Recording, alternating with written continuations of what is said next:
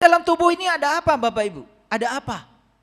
Ada daya semesta namanya ruhku. Ini diabadikan dalam Quran surat Al-Hijr, surat ke-15 ayat 29. Maka ketika aku telah menyempurnakan penciptaannya dan aku tiupkan ruhku ke dalamnya, maka tunduklah kamu kepadanya dengan bersujud. Di sini ada ruhku, bagian dari dirinya Tuhan yang ditiupkan ke dalam diri kita. Cinta kasih Dia yang begitu luar biasa ada di sini. Jadi yang harus kita hormati bukan sekedar tubuh fisik saja, tetapi daya semesta yang ada di sini yang menunggu penghormatan dari kita, dan kita tidak mengerti itu semua.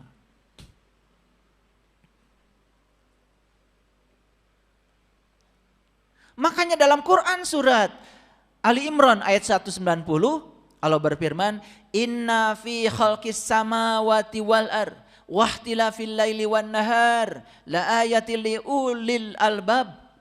Sesungguhnya dalam penciptaan langit dan bumi dan silih bergantinya malam dan siang terdapat tanda-tanda, terdapat pesan-pesan yang harus dibaca. Bagi siapa? Bagi ulul albab. Makanya saya jelaskan tempo hari, siapa ulul albab? Di Quran Allah mengatakan ulul albab itu adalah orang-orang yang sudah bisa mengingat Allah dalam keadaan berdiri, duduk, berbaring. Dan mereka memikirkan tentang penciptaan langit dan bumi. Dipikirkan. Dan mereka berkata, Rabbana ma khalaqta hadza batilan subhanaka faqina azabannar. Ya Tuhan kami, tiadalah Engkau menciptakan ini dengan sia-sia. Maha suci Engkau ya Allah. Peliharalah kami dari siksa api neraka. Kapan kita bisa mengatakan Rabbana ma khalaqta hadza batilan subhanaka faqina azabannar? Kapan kita bisa mengatakan kalimat ini? Tepat pada saat kita bisa mengambil pesan dari semua yang Beliau ciptakan. Ya Allah, penciptaan langit dan bumi silih bergantinya siang dan malam itu, di situ banyak sekali tanda-tanda yang harus kita baca. Namun kita abai terhadap semuanya. Di sini aja, di dalam diri kita banyak tanda-tanda yang tidak bisa baca. Hadirin, tubuh kita ini ada bagian atas ini disebut langit, batasnya leher, bagian bawah disebut bumi. Ini tanda-tanda semua di sini. Makanya kalau ingin belajar meniti ke dalam diri, nanti saya ajarkan bagaimana membuka rahasia tubuh ini. Ternyata tubuh ini kalau dibuka rahasianya luar biasa. Baru kita bisa menghormati tubuh ini. Dan kenapa kita tidak menghormati tubuh ini? Karena kita tidak mengerti. Makanya tubuh ini adalah kitab suci yang ditulis Tuhan dengan tangannya sendiri. Baik, kita perhatikan. Saya selalu ingat guru-guru saya. Kalau mengatakan tubuh ini, guru-guru saya sering mengatakan ini karya agung Tuhan. Jadi tubuh ini sering disebut karya agung. Kenapa? Saya dulu begitu ditanya sama guru saya, ya, daerah atas saja, dari sini ke atas, apa yang bisa kamu baca? Gak bisa saya baca. Padahal saya sudah sekolah di mana-mana. Begitu saya disadarkan ke dalam, wah, begitu saya lihat rahasianya luar biasa. Baru setelah itu saya menjadi paham kenapa guru-guru saya mengatakan tubuh ini adalah karya agung Tuhan yang maha cerdas. Setuju gak Bapak Ibu kalau tubuh ini adalah manifestasi dari kecerdasan semesta? Setuju? Coba. Dokter sekarang udah banyak, dokter spesialis juga sudah banyak. Tetapi ilmu tentang tubuh ini sampai sekarang gak ada habis-habisnya. Betul gak? Dan tidak ada yang dokter yang mengklaim kalau dia mengetahui rahasia tubuh seutuhnya, gak ada. Saking banyaknya rahasia yang tersimpan di sini. Jadi tubuh adalah kitab suci yang harus dibaca dan dipahami. Tubuh berbicara dalam bahasa yang sangat halus, yaitu bahasa rasa. Untuk bisa mendengarnya, kita perlu meningkatkan kepekaan kita. Dan ini berarti menciptakan keheningan di dalam diri kita dan di luar diri kita. Karena hanya dalam keheningan kita bisa mendengarkan suara itu. Hanya dalam keheningan memungkinkan kita untuk bisa menangkap pesan-pesan halus dari tubuh. Baik, kita buka sekarang rahasianya sedikit.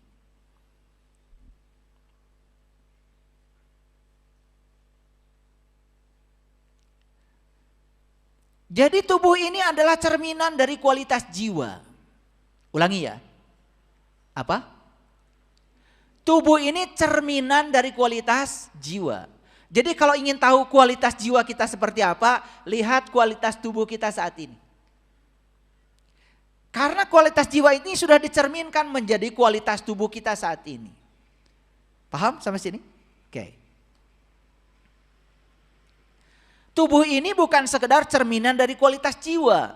Tapi tubuh ini adalah kendaraan untuk menuntun seseorang mengenal dirinya sendiri. Ini informasi ya Bapak Ibu. Tubuh ini adalah kendaraan untuk mengenal diri pribadi kita.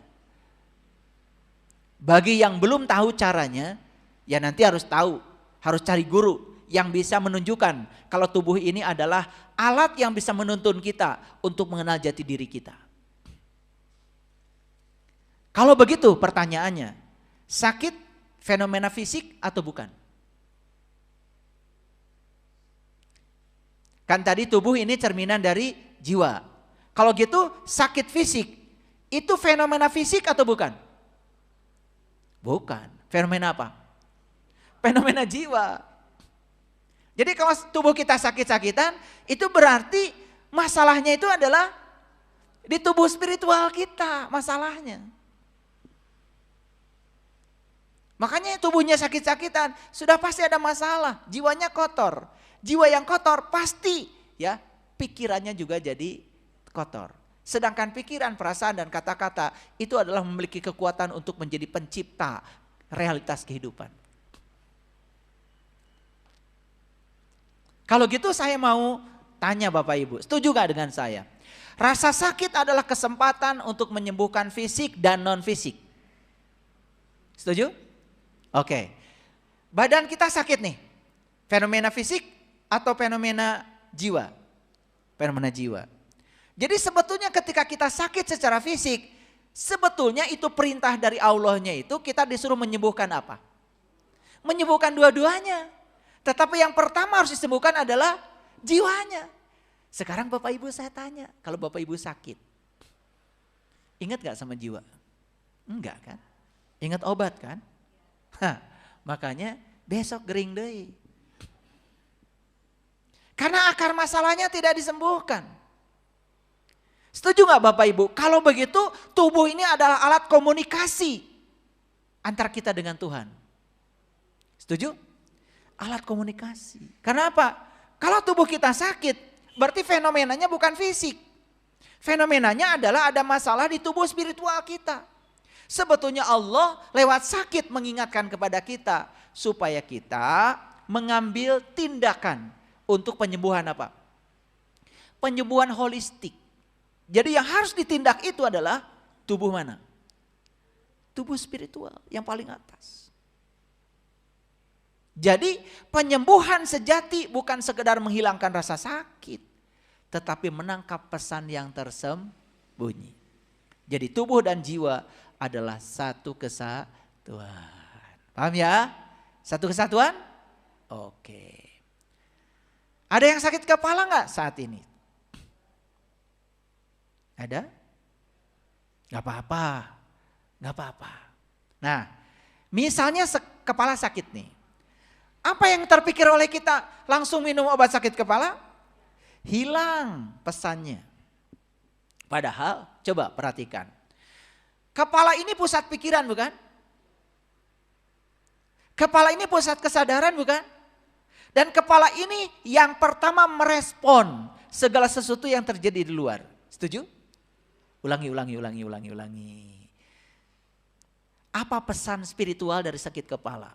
Perhatikan saya. Ini yang suka sakit kepala ya, migrain. Yang suka apa? Vertigo.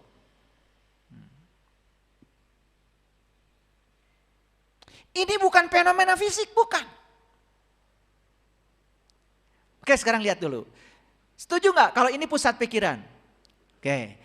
Setuju nggak kalau ini pusat kesadaran? Sadar tuh di sini. Setuju nggak kalau kepala yang merespon semua peristiwa yang terjadi? Berdasarkan ini, apa pesannya untuk yang sakit kepala? Satu, ini pusat pikiran. Berarti ini terlalu banyak mikir. Yang gak penting pun dipikirin. Yang masih ilusi pun dipikirin. Yang tidak terjadi pun seolah-olah sudah terjadi, dipikirin. Iya lebaran saminggu deui nya. Geus mikir lebaran, betul nggak? Ya. Saya nanti kalau lebaran gimana ya? Kalau di rumah nggak ada makanan. Padahal belum terjadi, seminggu lagi. Kenapa sih tidak berpikir, saya yakin lebaran nanti di rumah makanannya berlimpah. Kan bisa juga berpikir sebaliknya seperti itu. Betul nggak? Oke. Jadi ini pusat pikiran, ini pusat kesadaran.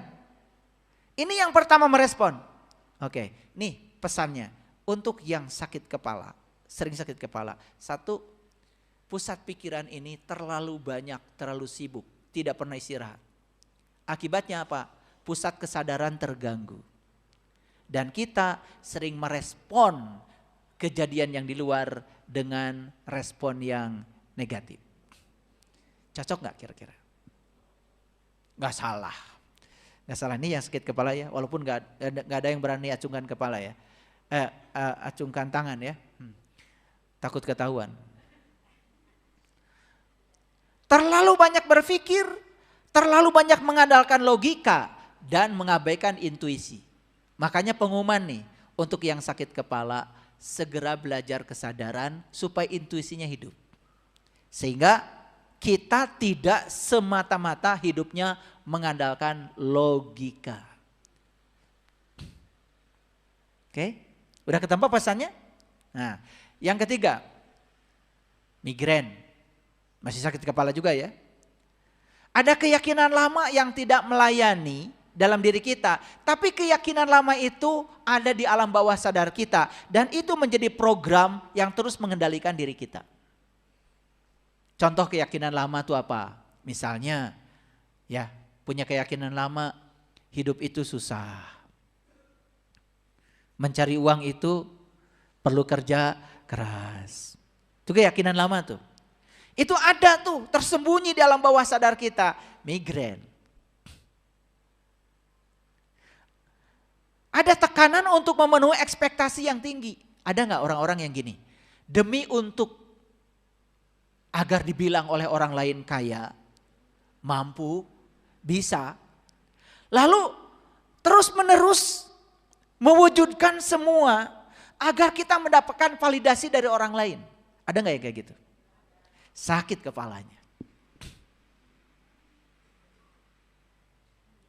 Sebetulnya dia kemampuannya cuman X. Tapi dia ingin dipandang oleh orang lain kalau dia itu 3X, 4X. Agar dapat validasi dari orang lain bahwa saya ini siapa gitu.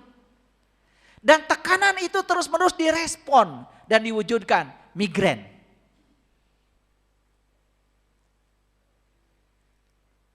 Kepala ini pusat cakra mahkota. Nah, cakra mahkota di kepala ini adalah pusat komunikasi kita dengan alam-alam tinggi. Nah, yang suka sakit kepala ini ada hambatan antara pusat mahkotanya dengan alam tinggi. Sehingga intuisinya nggak hidup. Ada hijab di sini. Jadi kalau ada apa-apa itu selalu mentok gitu. Seolah-olah kalau ada kejadian yang tidak nyaman itu akhir dari segalanya. Migrain.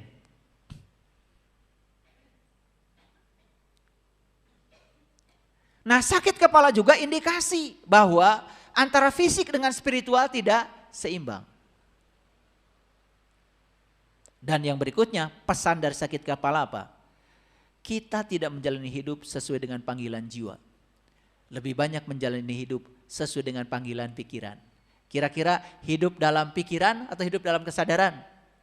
Nah, yang hidup dalam pikiran sakit kepala. Jadi pesan dari sakit kepala apa? kita disuruh menggeser agar hidup dalam kesadaran. Bapak Ibu, upami ngadamel KTP, fotona tidak kahanap, tidak kaluhur. Mentang-mentang seksi Pak RT, mohon dari sini ke bawah saja. Nggak bisa kata Pak RT. Identitasmu dari sini ke atas. Identitas bukan ini. Identitas. Makanya orang yang selalu berfokus pada identitas diri dan sering memaksakan diri untuk menjadi orang lain, tidak jadi dirinya sendiri, sakit kepala. Nih kalau diurai sakit kepala banyak. Nih yang suka sakit kepala, cocok nggak? Nggak akan salah. Walaupun nggak ada yang jawab. Nggak apa-apa, saya tidak perlu validasi. Ada yang sakit leher? Leher? Bahu? Kaku? Awas, jangan nyalahin bantal ya. Itu beban emosional yang tersembunyi. Ada beban emosi yang tersembunyi. Sulit memaafkan. Orang yang sulit memaafkan pasti bahu dan lehernya kaku. Bukan perkara bantal. Bukan erep-erep.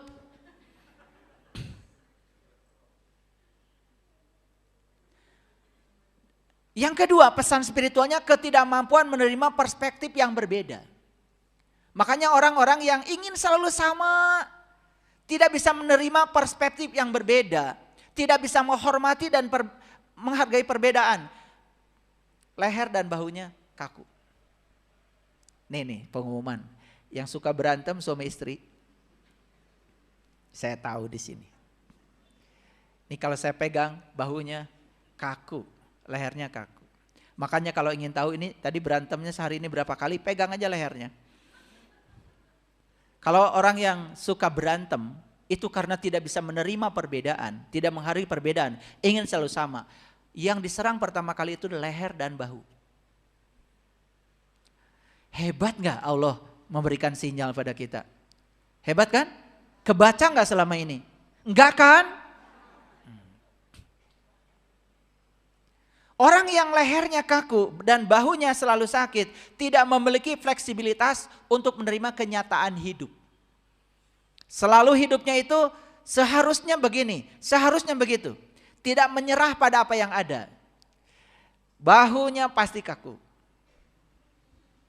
Cocok? Cocok? Cocok, saya tahu. Tahu, saya cuma malas aja pegang kalian. Terlalu banyak konflik dalam diri yang belum selesai. Jadi konfliknya itu di sini, di dalam diri. Itu namanya dia belum selesai dengan dirinya sendiri. Ewuh pakai wuh di dalam. Gitu. Tidak berusaha menyelesaikan, merilis. Sehingga emosi-emosi yang negatif itu perang di dalam. Misalnya, hanya untuk memaafkan saja, itu luar biasa tuh syarat-syaratnya di dalam. Itu konflik itu di dalam. Itu pasti menyerangnya leher dan bahu. Ada kemarahan yang terus-menerus tanpa henti. Biasanya ini orang selalu membawa dirinya ke masa lalu. Gitu. Dan masa lalu itu selalu diungkit-ungkit. Sehingga ketika diungkit, alam bawah sadarnya terstimulus. Sehingga muncul yang namanya kemarahan.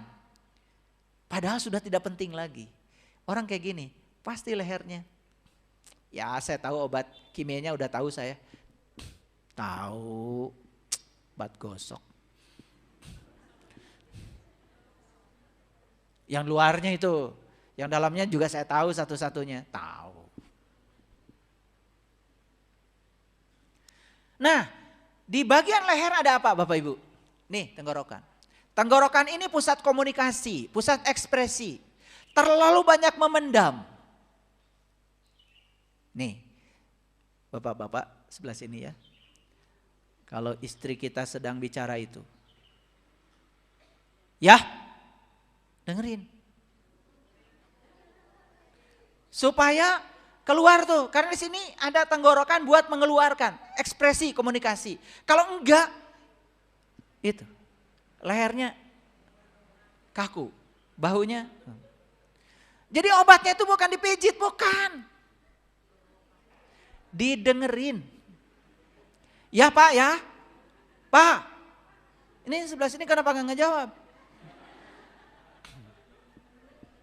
Udah biarin aja kalau yang sebelah sini, biarin. Yang sebelah sini perlu bicara 26.000 kata sehari. Yang sebelah sini. Yang sini mah 7.000 aja cukup. Ya. Aduh kalau ngerti ya. Makanya saya nanti tanggal 26 April spesial ngasih pelatihan menciptakan surga dalam kehidupan rumah tangga. Spesial itu. Karena banyak orang yang gak ngerti. Ini perlu banget ini. Saya akan membedah hasil riset tentang relationship selama 15 tahun. Akan dibedah tuh. Nah, sehingga setelah itu nanti kita tahu cara memperlakukan pasangan. Dan setelah itu insya Allah konflik mulai mereda, kehidupan mulai bagus, mulai menarik hal-hal yang positif dalam hidup. Maka disitulah kuncinya hidup menakjubkan. Kalau nggak beres di rumah, masih banyak konflik, maka ini akan menjadi magnet yang akan menarik hal-hal yang tidak diinginkan. Jadi kenapa di kehidupan rumah tangga banyak yang datang yang tidak diinginkan? Jangan-jangan kita magnet yang menariknya. Karena cuma kita tidak sadar. Masih banyak konflik. Oke ya, ada tenggorokan di sini kan, di leher ya. Nah ini alat komunikasi. Makanya kalau ada yang perlu diekspresikan, ekspresikan. Bu ya, bu. Ya.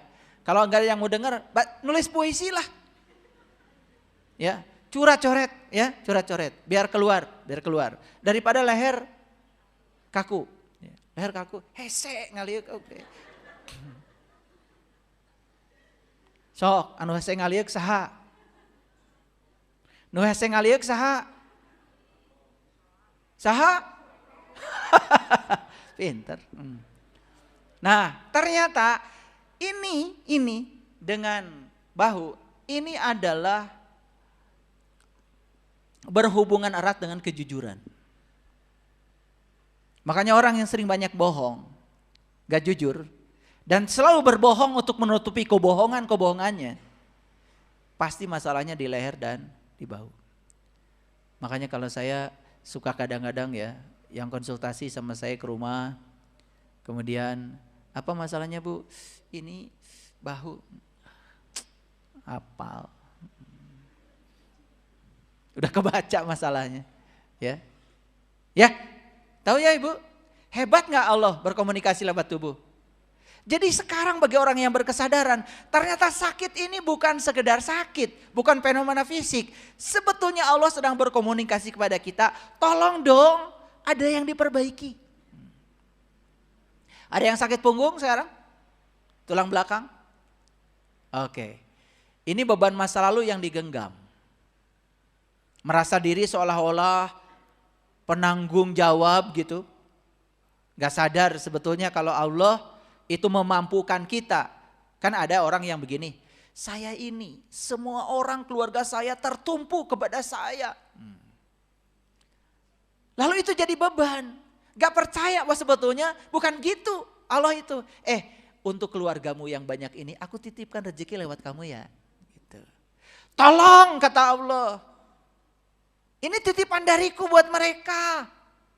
Tetapi kita merasa seolah-olah saya ini penanggung jawab gitu loh. Lalu membebani dirinya sendiri. Ini punggungnya dan tulang belakangnya sakit. Kenangan yang menyakitkan yang terpendam. Sulit untuk bisa merilis. Ini kayaknya harus dihipnoterapi. Rasa bersalah yang terus-menerus dibawa. Beban emosi dari hubungan dengan orang lain. Baik dengan pasangan, dengan anak. Pokoknya ada beban emosi dengan orang lain. Ini masalahnya pasti punggung dan tulang belakang. Belum bisa menerima diri sendiri secara utuh. Belum bisa mencintai diri sendiri secara utuh. Masih ada rasa ketakutan akan kekurangan. Nah, Bapak Ibu, antara tulang ekor sini sama ini cakra mahkota, ini kan dihubungkan oleh tulang belakang. Makanya kalau orang-orang yang sering olah nafas, meditasi, ketika tarik nafas gini, Nah, ditahan napas di sini. Sebetulnya napas yang ditahan di perut itu memberikan tekanan secara mekanis kepada sini. Di sini ada yang namanya cerebrospinal. Nah, cerebrospinal itu adalah cairan di tulang ekor yang dibutuhkan untuk bisa menstimulasi pineal gland di sini. Jadi ketika tarik napas, tahan, tekanan ini, tekanan mekanis dari napas akan mendorong cerebrospinal dari bawah naik ke atas lewat tulang belakang sini.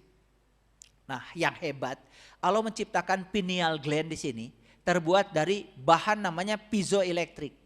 Jadi piezoelektrik itu adalah material fisika. Kalau mendapatkan tekanan mekanis, dia akan memancarkan dopamin, oksitosin, melatonin, zat-zat kimia yang dibutuhkan untuk kesehatan. Bahkan zat kimia untuk kebahagiaan muncul di sini. Wajahnya orang yang sering olah napas beda, kelihatan. Beda banget. Ya. Jadi walaupun sudah tua, sel-sel mati, tapi kelihatan auranya beda. Itu. Maaf ya, maaf. Saya kalau lihat kayak gini tuh suka pengen baca satu-satu, ya. Katingali da kumaha tuh, ya. Nu gede amak ya katinggal, ya. Mesing di dia pura-pura jika nu saya oge. Jerona mah benang kusut. Jadi jalur energi dari sini ke sini itu terhambat. Nah, kalau jalur energi terhambat, ini masalah. Makanya kalau Bapak Ibu ada yang sakit punggung, sakit tulang belakang, jangan cuman sekedar mengeluhkan rasa sakit. Itu harus diperbaiki. Ini jalur energi. Tubuh energi kita sakit. Mana yang harus diperbaiki? Tetap tubuh spiritual lagi yang harus diperbaiki. Ini kajian luar biasa ini, gratis.